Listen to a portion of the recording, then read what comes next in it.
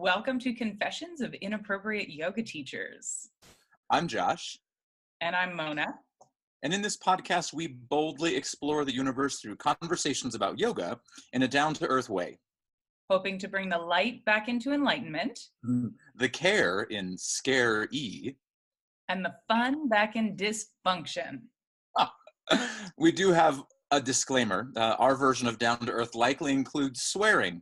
So if you're offended by this, then you might decide to bail on this podcast right now. That said, no platypi were harmed in the filming, the production, the writing, the conception, or any part of the creation or unfolding of this podcast. Yay, us!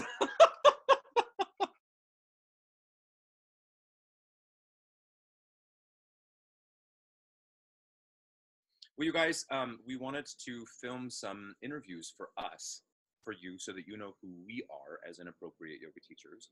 And this session here is me interviewing Mona about her being inappropriate. So, hi, Mona.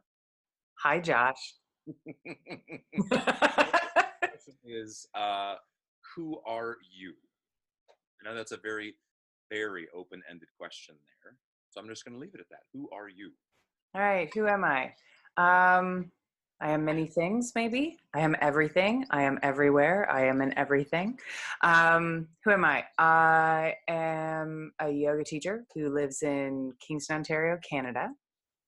And who else am I? I'm a wife. So I'm married. I've been with my husband for 20 years. We haven't been married 20 years, but we've been together 20 years. And I'm also a fur baby mama. So I have a puppy and I have a kitten. I don't have any human children though, only like animal children. And I'm also, more recently, I'm a certified Ayurvedic practitioner, which is really exciting because that was, 6 years of stuff. So I'm that. And I'm also a yogi and a practitioner. Can't be a yoga teacher if you don't have practice, right? So have practice. And I'm also an Ayurvedic yoga therapist. So that's really interesting. Through the organization that I became a certified Ayurvedic practitioner with, NAMA. So that's the National Ayurvedic Medical Association. All my history, background, and training fit the criteria to be grandfathered in as an Ayurvedic yoga therapist, which is really cool. So it's like being able to apply yoga therapeutically, not only through the lens of yoga, but through the lens of Ayurveda as well. And so I can bring in my herbology, I can bring in the daily routines, the lifestyles, all the things that I do with my Ayurvedic clients, and then all the things I do with my yogis. So breath work, movement, stillness, meditation, chanting, mantra, I kind of all comes together. And it was the neatest thing because when I got news that I actually got approved or grandfathered in as an Ayurvedic yoga therapist, I remember having this moment that was like, this title is the culmination of the past 17 years of my life. Like it was this very clear moment that I was like, everything I have done for the past 17 years is what got me to right here. So it was neat because it was like every yoga training I ever did, every Ayurvedic practice I ever decided to undertake and understand, like it all really culminated in this Ayurvedic yoga therapist designation thing that I got. Who else am I? I have friends. So I'm also somebody out there's friend. I have a brother, so I'm also someone's sister. I have a sibling. He has kids, so I'm also an aunt. Not like A-N-T aunt, but like A-U-N-T aunt. And then I'm also, I'm a student of my teachers, and then I'm a teacher of my students. So that's kind of fun. We are everywhere. We are everything. We are everyone. And I guess the other piece that might be relevant in terms of our conversations, I run a yoga school here in Kingston, Ontario, Canada. And so I'm also a business owner, and mostly because nobody else would hire me. So if nobody else will hire you, then you have to start your own business. And you are recently a published author. I didn't want to throw that in there, which makes me really excited. So yes. Oh my God. I am very, very recent. I just got the copy today my first proof copy of my very first book. So I am also an author. Oh, and I'm someone's kid. Ah, yes. I know, I have parents, so I'm also a daughter. Fantastic. So yeah, those are all the different bits and pieces that make up like the areas of my life. Although I'm sure there's lots of other things I am as well. That's the beginning of me. That's awesome. So the second question is, what got you into yoga and Ayurveda then? Because those seem to be the big things, although you have a separate degree, right? So it's like you have the degree that you went to university for, and then after that you got into yoga and Ayurveda. So I guess what got you away from the collegiate program that you were going into, and what got you then into this field, this yoga and Ayurveda field? Yeah. So my other thing I guess we could say I am a college graduate because I went to school for business administration with a focus in computer information systems. So I worked as a computer consultant, which is such a broad general term that I'm not sure what it means, but there it is. I was a information technology management consultant. Right? I know. And I worked in that particular field for quite a few years. And the longer I worked in it, the sicker I got. I started to have seizures. I started to have fainting spells. I started to have digestive issues. I started to have all sorts of not feel goods. And I was sick all the time. I'd have to work from home a whole bunch. I was okay at what I did, but the whole context of it really wasn't working well. And I know part of it was when I first started working in technology, it was right around the time of Y2K. So there was a lot going on, and I ended up right out of college managing a staff of 50 people doing computer Y2K updates for an entire government department all over the province. So it ended up like, for somebody who's a pretty newbie, it was like a really big job. And in order for me to do it, I had to work 6 days a week, like 18 hours a day. And so that was the beginning of the end. Like my beginning was my end because it was a lot of stress, and I didn't have the experience to really be effective in an efficient way. So I'm pretty sure, like when I look back, I'm like, oh, why would anyone do anything that way? And it's like, it was all I knew, right? So I did well, but it was because I had to work so hard and I worked so many hours. I also didn't have what I would call at this juncture of in my life, a healthy lifestyle. So I'm not sure that when you open someone's fridge and all you see is beer and pizza, I'm not sure that that's a good sign for health. Yeah. So I did a lot of I was a smoker and I was a drinker and not just a little, but as often as humanly possible. Like if I wasn't working, that's probably what I was doing. And so I think the combination of overwork and then lack of proper nourishment, rest, and also the addition of hardcore lifestyle led to a lot of sickness, led to a lot of illness. And so there was a point where I basically had to quit my job because I couldn't keep doing it. I couldn't keep doing my job. And while the last little tail end when that was sort of what my life looked like, one of the people who worked for me, because I was at one point, I was coordinating projects for governments. And one of my testers, she was my lead tester. She was like, you're sick all the time. You should do yoga. And I was like, screw you. Yoga's for people who can't do real exercise. I was like, I do Taibo. I do kickboxing. Don't even talk to me about yoga. And so I would come into the office and there would be this VHS tape on my desk that would say yoga for beginners. And I would literally just throw it over the cubicle wall. We did this for months. I would come in every day and that video would be there and I would just throw it back over in her desk. And then finally one day I said, if I try this, will you stop it? Will you just leave me alone if I try this? And she said, yes. So I tried yoga because I figured, like, I'm going to probably hate it. It's not going to hurt. I'm already really sick. So, like, what's the big deal? And I tried it and I absolutely hated it. I thought it was the stupidest thing I'd ever done in my whole life. The guy kept saying, breathe. And I was like, everybody breathes. It's a biological fact. If I wasn't breathing, I'd be dead. Right. Please don't Why tell are me. you, please don't tell me to do something that is like a biological imperative. That would be like saying, I don't know, heartbeat. Well, yeah, of course, right? So anyhow, there was a lot about it that I really was way over my head, and I totally had a terrible experience. Like I did not find any pleasure or joy in it at all. And yet the next day I got up and did it again. And then I proceeded to hate it a second time. And then the next day I got up and did it again.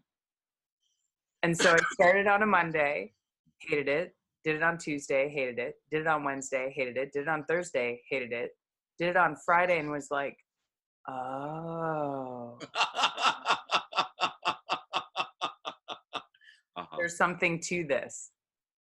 There's something to this. And I've basically done it every day since. And so I know most people have these beautiful yoga stories of great joy and great bliss. And mine is one of great, I guess we could say, desperation, struggle, and frustration. Like that's how I came to yoga. And so it's interesting because I think I look at yoga very differently than a lot of people for that reason. Because I never tried it because I wanted to. I tried it to shut someone up, which may not be the greatest reason to try yoga. But whatever gets you on the mat, right? Like it doesn't really matter how you get there. It just matters that you get there.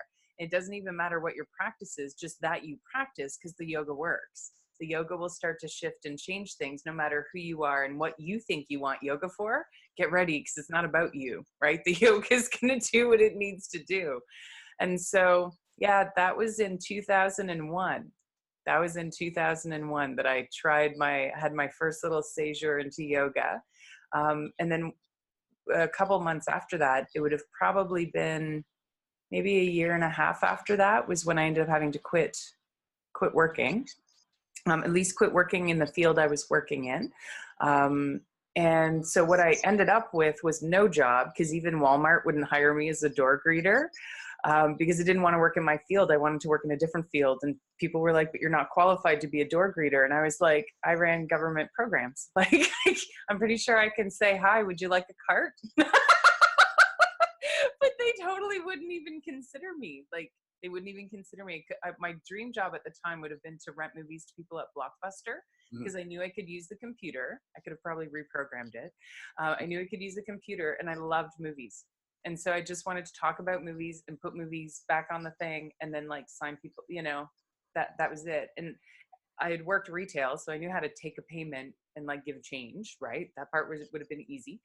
But the guy at Blockbuster was like, oh no, you're overly qualified. And I was like, who cares? Then you just know you have a lot coming to the table. And he was like, you're trying to steal my job. And I was like, trust me, I don't want your job.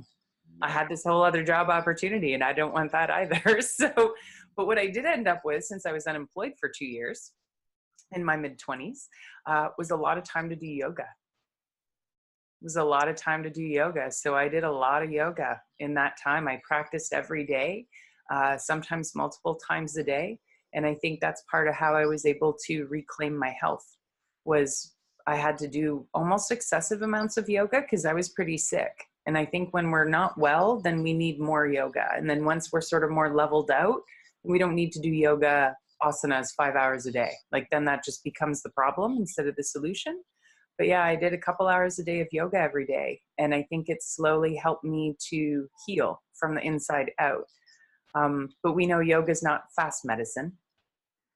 So it took a little while. And then I remember lamenting to my mom on the phone one day. I was like, Mom, this really sucks. Like I put out 120 resumes and I can't even get a job at Walmart. Like, what does that say about me? And she said, well, you seem to really like this yoga. What about teaching yoga? And I was like, is that a job? Like, do people do that? Can I just show up somewhere and start teaching yoga? And my mom was like, well, I don't know. Let's find out. And so we looked into it, and there was a yoga teacher training program running where my parents live, which is here in Kingston, but I lived in Ottawa at the time. And my mom said, they have a teacher training program here. You could just stay at at our place when you come for the training weekend, so it wouldn't have to cost you anything. And my mom was like, I'm happy to invest in you, so I'll help you pay for the teacher training, because I had no job, which meant I had no money. And so I applied, and they were like, no. Oh. Yeah, I totally called. I was like, I'm really interested in taking your teacher training. I do yoga like 3 hours every day. And I would really like to learn more. I would love to become a yoga teacher. And they were like, who's your teacher? And I was like, oh, I do these videos because that's all I can afford. And they were like, then no. Yeah. So then I was like, oh, this sucks. But then it struck me that if Kingston, which is a smaller town in Ontario, had yoga teacher training, Ottawa, which is the capital of Canada, probably has yoga teacher training. So I started to look online at all the websites of all the studios in Ottawa. I'd never even been to a yoga studio before. I didn't really know that was the thing. I just did yoga in my basement with my VHS tapes every day. And it was Yoga Zone with Alan Finger. He was my first yoga teacher. He doesn't even know me. He has no clue I exist. Who And could have told them that? Who's your teacher? I Well, know. Alan Finger of Ishta Yoga.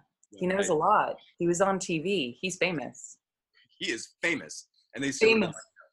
no. No.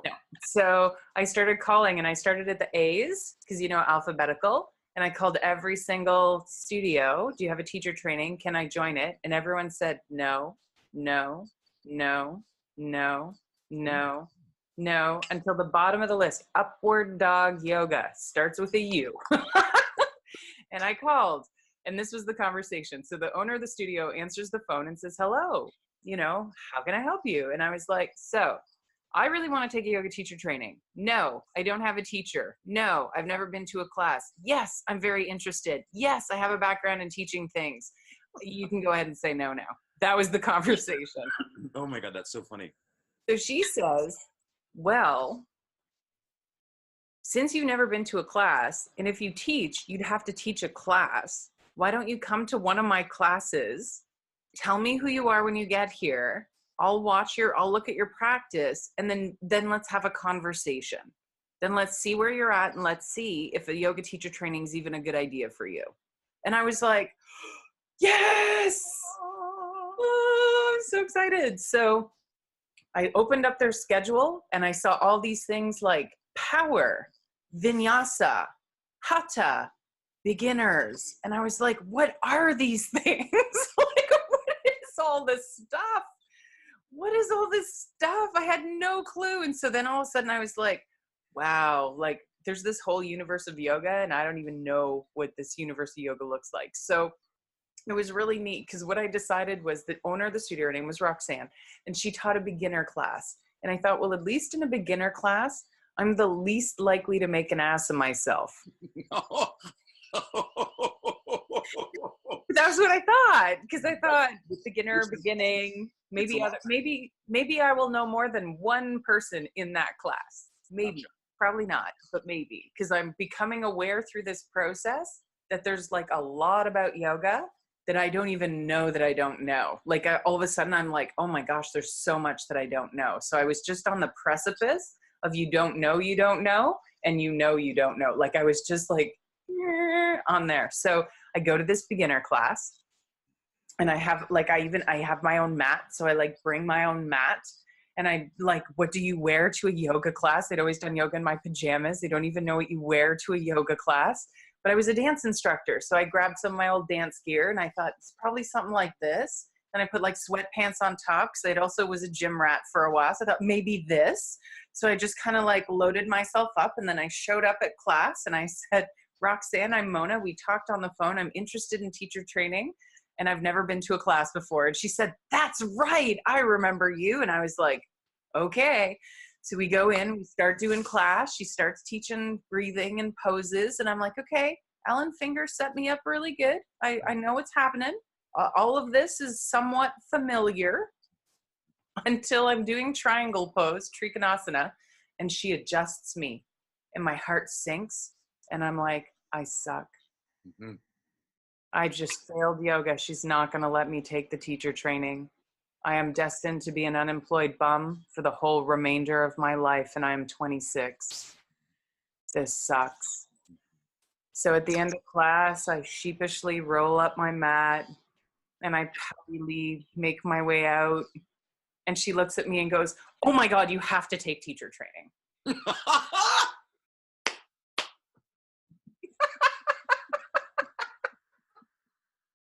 And I looked at her and I said, "What?" But I suck. She goes, "Oh my God, you totally have to take teacher training." And I was like, "Why?" "Because I did it wrong. You fixed me." Right? And she goes, "What do you mean?" And I said, "In the triangle pose. You corrected me." She goes, "Yeah, because that's my job." So I signed up for a 200-hour teacher training. And I have been doing yoga and teaching yoga ever since. Holy shit. Yeah, and then Ayurveda is interesting because my first yoga teacher, Vishva, he's now known as Yogi Vishkavektu, but when I knew him, he was simple Vishva. And so Vishva went away to an ashram to study yoga when he was 8. So when he was my teacher, he was a couple years younger than I was, but had been doing yoga for over 2 decades at that juncture and had studied it formally in university. That's what his degree was in, was yoga. And so he was super fascinating. And his dad was an Ayurvedic doctor. So like in most 200-hour teacher trainings, there's this one random afternoon where we start to learn about the doshas, and everybody does a dosha quiz. And we all get very confused about what Ayurveda is. And we think it's all about being a dosha and that there's one that's right and the other 2 suck. Yep. And depending on your dosha will depend on which one you like and which one you think sucks, right? Not really. And Vishva, because he had grown up with an Ayurvedic doctor as a parent, he could do pulse and stuff like that. So he came over and he was doing everybody's pulse. And he took my pulse and he goes, "Oh, so much vata." And I was like, "Oh my God, no." Well, no, I was like, "So what does that mean?" Because I had no clue what it even meant. Right. And he goes, "Oh my God, Mona, so much vata." And I was like, "So is that like good? Like I'm extra special? Or is that like bad? Like I'm gonna die?" Like, what is happening? And the conversation didn't really go anywhere. Probably because, no, of course not. What are you gonna do in 5 seconds? Right. Right? The whole diagnosis. Let me diagnose it, and then I'm going to walk away. And I'm going to walk away. So, well, he also had like 26 other pulses to take. Right. It was only one afternoon. So off he goes. He's doing things. And I'm like, "Oh, I have a lot of vata." And then years go by and I did, my health got better with yoga. It was really great, but I always felt like I kind of hit this place where I knew I could be healthier and it was like I couldn't figure out how to get there. So, I became a vegetarian and I became righteous and I became really judgy of other people who weren't righteous vegetarian yogis. And, I did all that stuff and it didn't really work out.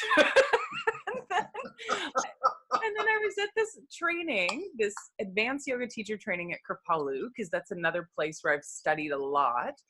And we had this 1 week where what we did was a lot of like Ayurvedic dinacharya, so a lot of Ayurvedic daily routine things, and then a whole bunch of different like learn to work with the elderly, learn to work a little bit with pregnant ladies, learn to work with rounder bodies, learn a bit about yoga therapy. So it was a little bit of like a mishmash module, but it was super fun. And after like 3 days of doing the oiling and the oiling in my nose and oiling before bed, all of a sudden I woke up one day and I looked in the mirror and the whites of my eyes were so clear and bright. And they hadn't been since I got sick like 15 years prior. And I was like, no, it would have been 10 years prior. And I was like, oh, Ayurveda. And so that was like my second introduction to Ayurveda. And I started looking in my community for Ayurveda things. and they didn't exist really. I had a friend who had studied a little bit, but she did all the body work. And so I would guinea pig all the body work for her. If she learned a new technique, like how to do a certain kind of oil massage, I was like, pick me. And then I would go and do it, but nobody was explaining anything. And so I ended up going to Kripalu's School of Ayurveda because I knew the folks at Kripalu. So there was a trust there. So I did my foundations program there in 2012. Became an Ayurvedic yoga specialist in 2013. And then I started my formal practitioner or Ayurvedic health counselor training a few years after that. And then after that, I did another 2 years of training to become, I did an Ayurvedic clinical practitioner program in Boston. So that one wasn't at Kripalu. And so all these years later, now I am steeped knee deep in both the yoga and the Ayurveda, and it's been so much fun. It's been a lot of work. Let's not pretend that's not part of it. But it's been really amazing, and I've been able to really reclaim the health that I had so terribly lost. But because of that, I don't approach any of it from a blissful place. I approach all of it from a really from a place almost of utilitarianism. And I was talking about this with the teacher trainees this weekend. I had my 200-hour group, and I was like, it's not about if you like it or not, is this useful? If your goal is to increase your health, then are these techniques useful? And if they are, then you practice them. And it's not about if you like doing it or not. If you want to get healthier, then you have to do the things that make you healthy, whether you like to do them or not. And so I really approach both yoga and Ayurveda from this real place of, is it useful? Is it practical? Is it doable? Does it work? Because that's where I came from. I came from this place of I don't even want to do yoga. Yoga's for people who can't do other exercise. That's my story. It's so not pretty. It's so messy. Right. And as well it should be. Anyone with a simple story, you're like, there's got to be more to this than that. But I know a ton of people that it was my friend asked me to come to a yoga class, and I went and I loved it. And so I've just kept doing it. And I'm like, wow, that sounds so much easier. Yeah, no. Mine was fraught with resistance, and I felt tortured most of the time. And don't get me wrong, there's pockets in there where I do my practice and I'm so enamored and in love with it. And it makes me feel amazing and grounded and centered and strong and capable. And there's a lot, but a lot of my practice has, and a lot of my journey has been really, really messy. It's very funny that we're saying this because it kind of leads into our next question, which is how do you feel qualified to be an inappropriate yoga teacher? And I think so beautifully right there, right? You're like, this isn't a pretty glorious, this is just the way it's supposed to be thing. Anyway, go. Yeah. So it's funny because I don't really know that I'm qualified for a whole lot, because whatever it is I know, there's still so much I don't know. Right? And so the more I know, the more Ayurveda I learn, the more the classical texts I read through, the more I practice, the more I look over here and I'm like, there's this whole thing over there that I have not even touched on yet. And it's the same with yoga. The more yoga you do, the more you realize there's so much more yoga to know. I like to joke with people that I'm a little bit of a goofball because I didn't just pick one 6,000-year-old science to study in one lifetime. I picked two. Who does that? Who does that? Well, I do that. And I do. Girl, right here. And that guy right there. Right there. Yeah. So where I think I fit in as an inappropriate yoga teacher is I've been in the industry long enough now. And because I come from it, not from this place of wanting to be blissed out, but just wanting to be healthy enough to live a productive, useful life as a member of society that contributes. That's because when I was sick, I couldn't work, which meant I couldn't give, I couldn't contribute. I didn't feel like I was doing, not even that I wasn't a real grown up, but it was almost more well, I'm not even helping anybody. So why am I here? And I really struggled with that. Again, I was unemployed for 2 years.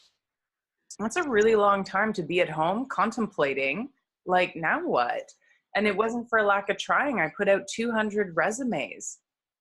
I got one interview and the Walmart people said no. So it's like, Yeah. right? What do you do? But I've been teaching for 15 years and I've been practicing for even longer. And I've seen a lot of things happen in our world of yoga. And I've almost seen what I call the rise and fall of empires, right? And so I've been in the industry long enough to see a few different styles or empires of yoga come in and become the all that is of all things yoga and then crash and burn. And it's so interesting to be a witness to these things and to see how people respond and react to these things. And I think sometimes our world of yoga isn't very yogic. We're not always kind and compassionate. I'm not saying we want to pretend things don't happen. We actually don't want to pretend things don't happen. If things go wrong, we need to look at that. We need to talk about that. We need to take a look at it and say, so what happened? How did things go so wrong that all these people got hurt and devastated and taken advantage of? Yeah. And then we need to, I think, as a community, look at that and go, okay, so what are we going to do to prevent this harm from happening in the future? And so I've seen quite a few things that I've found really heartbreaking. Even in some of the lineages that I've studied, there have been scandals. There have been these things that have happened. And I always find it really strange when it's not okay for us to talk about them, because then how do we prevent mistakes from reoccurring if we just sweep things under the rug and we pretend they don't exist? So I feel like there are a lot of missing conversations. And even within the simple practice of people come to class and then go home, I think there's a lot of misunderstanding about what yoga is, what it's meant to do, how these tools were designed to be used. And I think they get misused a lot. I think there's a lot of yoga out there that's used to bolster ego instead of connect us with spirit and each other and dissolve the separation that our ego keeps throwing up in our faces. And so I see a lot of things, and I'm not saying I haven't done any of them. I've probably done all of it. But I still see it. And I think some of those conversations are missing. And I think sometimes as yoga teachers, and I was sharing this with my 200-hour group this weekend, because somebody said, we were talking about the integration part of the practice. So at the end, when everybody rests, whether it's in Shavasana or Supta Baddha Konasana or legs up the wall or whatever, like there's the pose, but then there's the process of integration. And so we were talking about the process of integration, and one of the students asked, she was like, what do you do if people try to leave during that part? Because in some classes and so we talked about how different traditions do it different. But then I was saying how in my classes, if you come to class, you have to stay for the whole of class. And so I will teach the entire integration standing in front of the door so people can't leave if I have to. Oh, I love that. And one of my students, she was like, man, you're so hardcore. And I was like, yeah, I'm kind of a jerk sometimes, because sometimes that's what the students need. It's not the version of me that I love to be, but it's the version that's useful to the students who need to learn those lessons. Whereas if I just keep doing, you do you, whatever you want. Oh, you don't want to stay for the most important part of the whole class because it makes you uncomfortable? Okay, you go home. Okay. Well, who am I serving with that? And so it's this whole thing about like, we want to be who we want to be, and that's great. But I think part of being teachers in this realm of yoga, that's about more than selling a cog or a widget, right? Like it's a whole different kind of thing we're trying to support people in their own self-realization. Sometimes you kind of got to be a hard ass.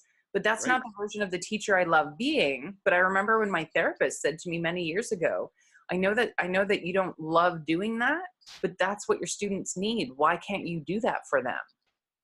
And she was like, you not doing that for them is your ego thinking you're better than that, or that you know? And I was like, oh man, this ego thing keeps jumping up and biting me in the keister. So I think I've had these experiences, and my path has been so messy that I think I'm a really great person to talk about maybe some of the sides of yoga that people think are messy and gross and don't want to talk about. Because I'm like, oh yeah, that's all I know. That's the only yoga I know. Totally. And I know that you and I had conversations in particular about the name of this podcast, because Yes. you were like, but wait, doesn't that doesn't this make us more the appropriate teacher? And I'm like, well, to a certain extent, and to another extent, no. Yeah. In the point of like people who are going to bring up messy conversations are going to be considered inappropriate. Because it's like, why can't you just go with the flow? You know, why can't you just let your students go on out the door and not, they don't want to rest, you know, just let them go. So, excuse me. Yeah, it's just that idea of like, the wording of inappropriate versus appropriate depends on context and on who's receiving the information. Absolutely. And it's interesting because the hard-ass yoga teacher may seem very inappropriate. However, if that kind of strength and structure is what is needed by the students for their own growth and evolution, then that's who they need to show up for them. It's not about what I want, it's about what the students need. And so can I be who they need in that moment? And knowing the whole time that even when I'm a total hard-ass yoga teacher, it's all because I love them. And that's where the inappropriate appropriacy comes in, right? Is it can look on the outside like that's not what a yoga teacher should be. However, I'm so clear on the inside that what I do for my students, I'm doing for them. It's not about what I like and who I want to be. It's who do they need to support their growth so that they can become self-realized, so they can become who they need to become. Even my jerkiest jerkiness as a teacher, 100% or perceived jerkiness comes 100% from a place of love. And my students who know me really well, that's always our big joke, is I'll say something or I'll get really, really firm and they'll be like, we know you love us. And I'll be like, yeah, do I want to be this person? No, but I love you enough that I'm going to put my preferences aside.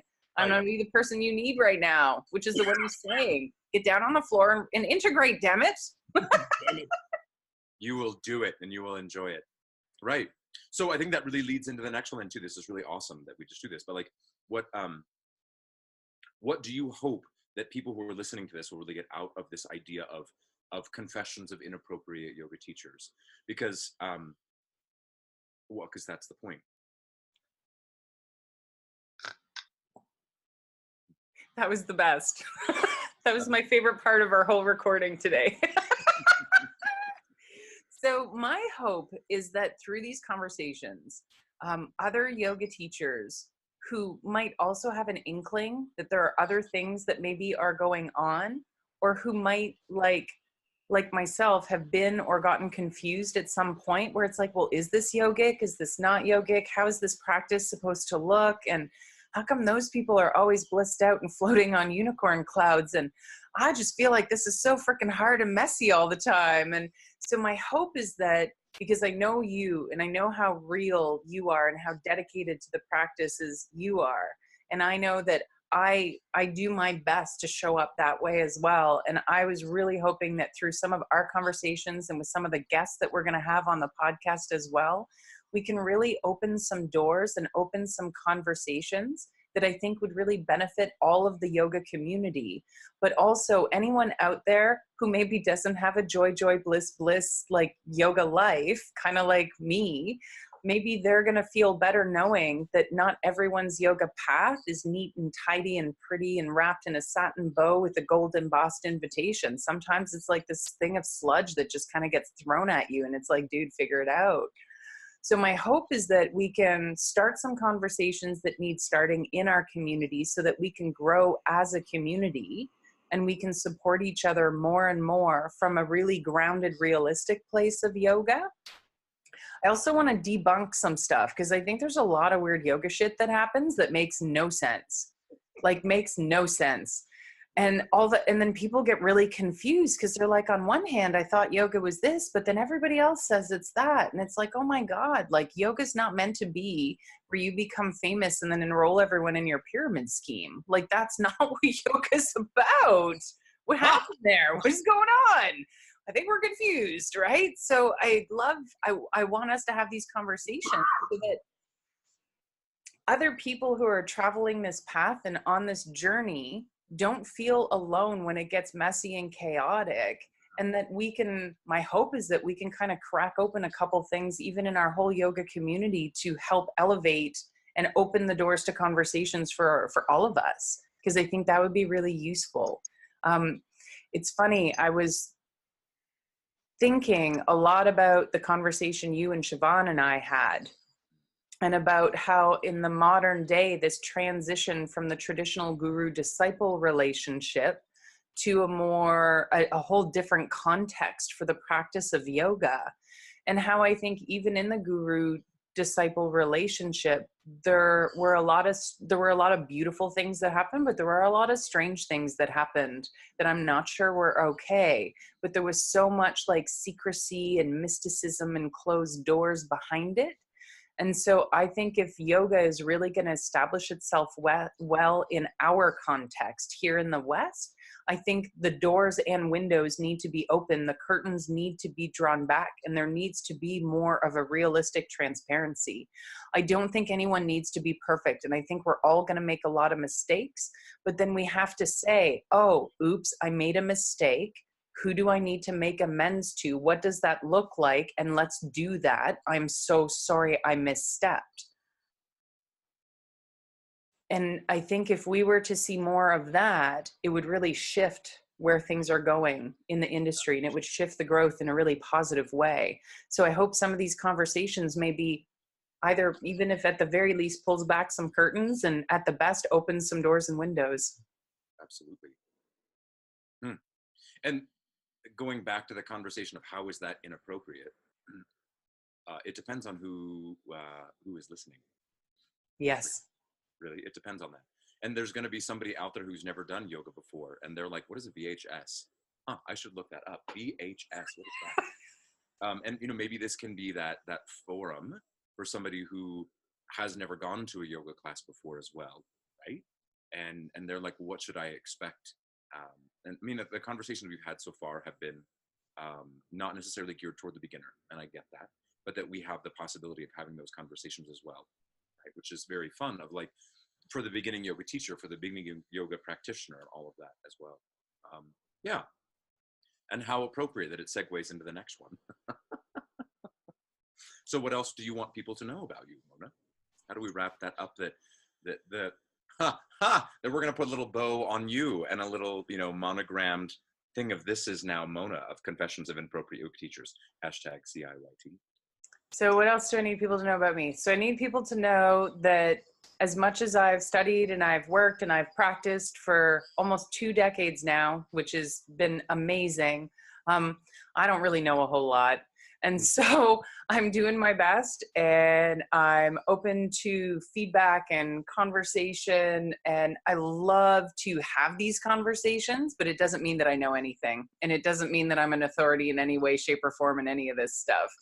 So I love it. I work really hard at it. It's really all I do is yoga and Ayurveda all day, 24 hours a day, 7 days a week, 365 and 1/4 days a year. But there's just so much to freaking know that there's, as much as I might know something, there's always going to be 10 some things I don't know. So as you watch the podcast, especially if you're listening to anything I say, take it with a grain of salt, because I don't know everything and I'm not perfect. Know that. And you know full well that I'll say the exact same thing in my interview. You know that I'm full of shit. And, I just pull shit out of my ass. I make things up. So there you go. And it's so interesting, because that's like, that's part of what excites me about our podcast is we're two very human beings that are really into yoga, really into Ayurveda, really into massage, really into helping people grow and evolve. But we're also really aware that as much as we know, and as good as we are at some of the things that we're good at, there's all this other stuff that we don't know and we're not good at, which is part of why we have this whole list of guests that we want to invite onto the podcast so we can learn from them. And so, yeah, we're in the process. And I guess maybe that's the thing to know, is that yoga is a process. It's not a destination. It's not about when I get here, then it's complete and I can check yoga off my list. Trust me, I have tried to do that for 17 years, man. There's no checking it off the list. And for the past 10 years with Ayurveda, I've been trying to do the same thing and it won't let me. It won't let me. So it's not about destination and completion. It's all process. And so know that I'm in process and I'm doing my best, but it's not going to be perfect. It's probably going to continue to be messy, maybe a little less messy some days and a little more messy other days. But it's probably still going to be messy, but it's the process. And hopefully that allows each of you to be in your process and to not have to be this thing in this place. You can just kind of like be you where you are with your questions, your concerns, your doubts, with the things you know and the things you don't. And hopefully it helps everybody realize that where we're at is perfect for right now and it's enough. Hello, mic drop. Yeah. Mm-hmm.